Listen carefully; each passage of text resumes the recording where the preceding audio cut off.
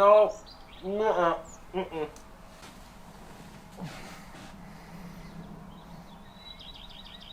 Good!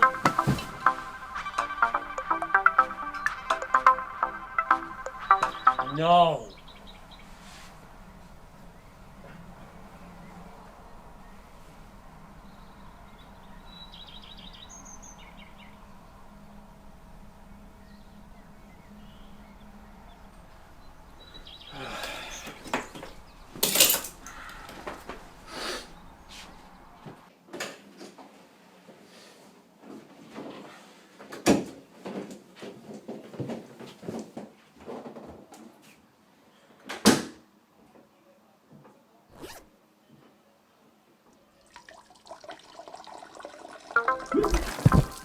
Oh god, it's everywhere!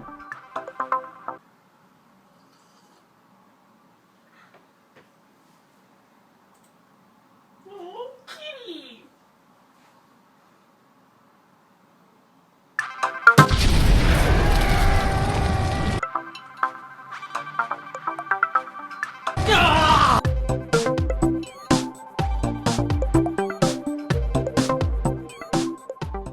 As you might be able to tell from my earlier outburst, I have a hatred-filled, hostile, heavy-heated history with this game.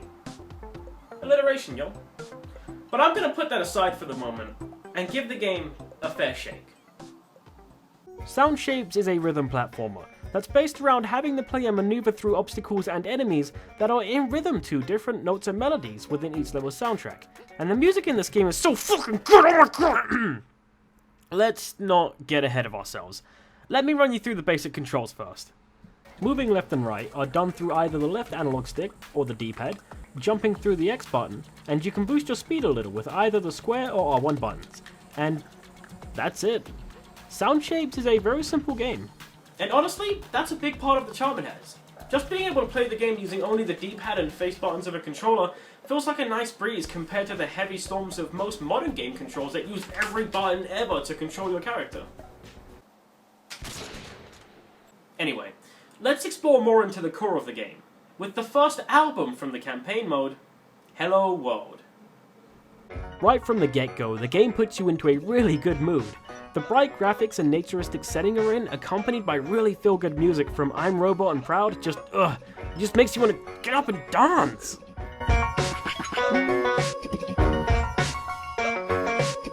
Nope, no more. The game controls really well. Movements feel definite and jumping feels accurate. And while this is a platformer at heart, an interesting mechanic incorporated here is sticking to walls, ceilings, and even the floor by default, with the exception of a few types of surfaces. This can create for some really intense platforming segments where you're just barely able to make jumps, sticking to the very edge of a platform you're trying to get to, as well as sphincter clenching moments of hopping between the floor and ceiling with enemies closing in. Throughout each stage, you'll see a lot of blue circles around. These are notes and you can collect them. For every one of them you snatch up, a new sound will be added to the music on screen. These aren't mandatory to collect, but it really feels satisfying every time you do, and I mean, they're right there. Like, they're on your way to the end of the stage, you know, as well just, why don't you just pick them up? Come on, pick them up, you know you want to, pick them up. One thing you'll notice very quick is that there are a lot of checkpoints, like almost 2 on each screen. This is the closest thing that I can call to the game having a genuine flaw. Just a general lack of challenge on some stages due to a mass of checkpoints. It's not a huge deal, but something that was always at the back of my head. Another thing back there is all the little details in the game that don't really serve a purpose that you wouldn't really notice, like these clouds jiggle when I move past them. Why? There's no point to that, but damn it if it doesn't look cool. I feel like now's a good time to remind you that all of the gameplay you've seen so far, although it might look all really varied, is from the first album. So, why does it all look so different? Well, that's actually down to a really cool way the game sets up each album. Every single one has a different musician and artist composing them, with music from I'm Robot and Proud, as I mentioned before, Jim Guthrie, Deadmau5, and even Beck. Fucking Beck. Can we get a different picture? Fucking Beck. And this works out amazingly well. It allows the albums to feel consistent throughout, but without restricting them to an overarching theme. hence tracks looking completely different but on the same album. And of course, having all the music and art for each created by different people makes all the albums feel really fresh and different when you unlock them. The challenge provided throughout the game never feels unfair, most of that challenge coming through the landscapes that are set up in really interesting ways for you to navigate, with enemies to avoid along the way.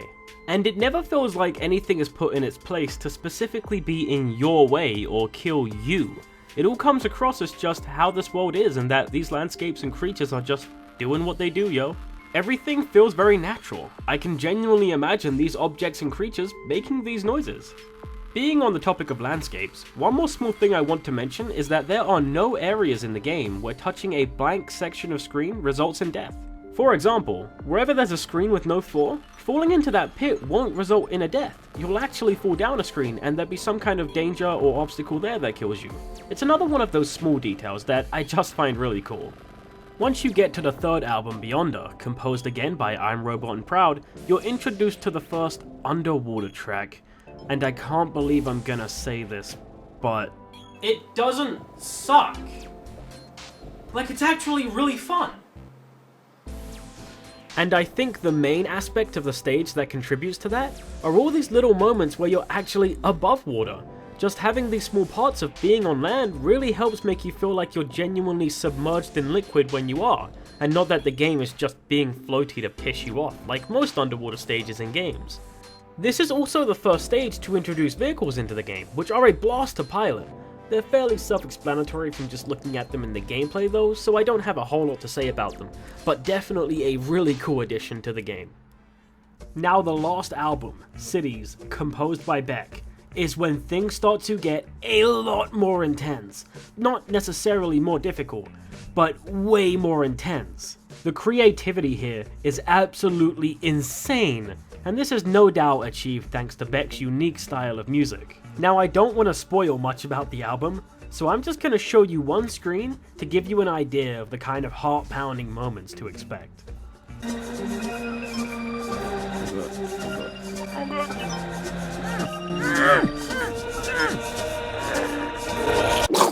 You can kinda see what I mean here by the intensity not coming from insane difficulty. There's a good amount of space here, I'm pretty safe.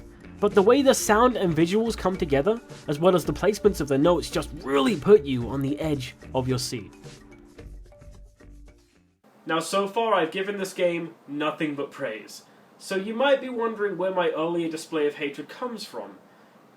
Well, once you complete all tracks on all 5 albums, you unlock Death Mode. You can switch to this at the track select menu by tapping L1. And let me tell you about Death Mode. It's the most unfair piece of sh**! Every track now consists of single screen challenges that involve collecting a certain number of notes within a certain time frame. These screens are designed to be super difficult and take a lot of practice to get right. You can probably guess at this point that it was a Death Mode stage that sparked my distaste for this game. Allow me to introduce you to the Death Mode stage for Rowdy Cloudy. Looking back at the footage I recorded for Death Mode, I didn't actually play that stage. I kinda skipped over it. I don't blame my past self. But since the past me didn't want to go anywhere near it, I kind of have to now. Just to show you a little bit. I'm not going to complete it, but I will play to show you a little bit. Now, right off the bat, this might not look all too difficult. Fuck! But trust me, it is. Most of the Death Mode stages are really well designed against you, but no matter what, they can be beat, even first try if you're skilled enough. But this stage, I'm convinced is down to luck of where the notes spawn, because some of the maneuvering this stage expects you to do simply can't be done on this time limit. You have 31 seconds to collect 18 notes, but if you don't have at least 8 collected by the 20-second mark, just restart. Your chances at that rate will be basically non-existent, and really, that's the main thing that irritates me about this stage. The timer doesn't give you any slack, and the level is designed in such a way that if notes don't pop up in practical places, you just can't win. It doesn't feel... It just doesn't feel like skill has the top priority in completion of the stage. So, damn it, why am I still playing? That's the thing with death mode. It grabs you and pulls you in, and despite your anger, you want to play more. You start noticing patterns and figuring out tactics that make you feel like you're progressing. I have fun with the other death mode stages, even if I have to ease into it. But this one feels genuinely unfair. But I suppose now that I've started, I have to beat it. I'm ready.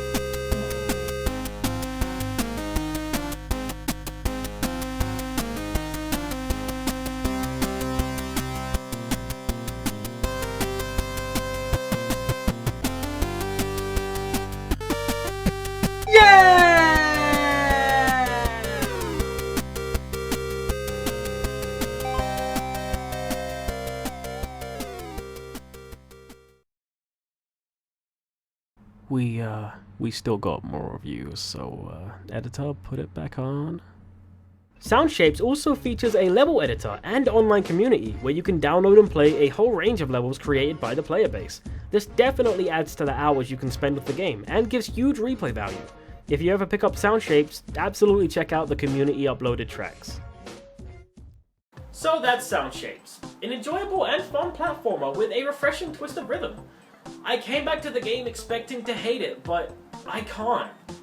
My final score for Soundshapes is 8.5 Becks out of 10. It has a really awesome and unique idea behind it, which is executed fantastically. The gameplay is really solid with few flaws. The visual and sound design is of course dope as hell, and the online community behind it adds a ton of replay value to keep you coming back. Soundshapes is an experience you won't soon forget. Thanks for watching. I appreciate it, and I'll see you in my next review. Take care.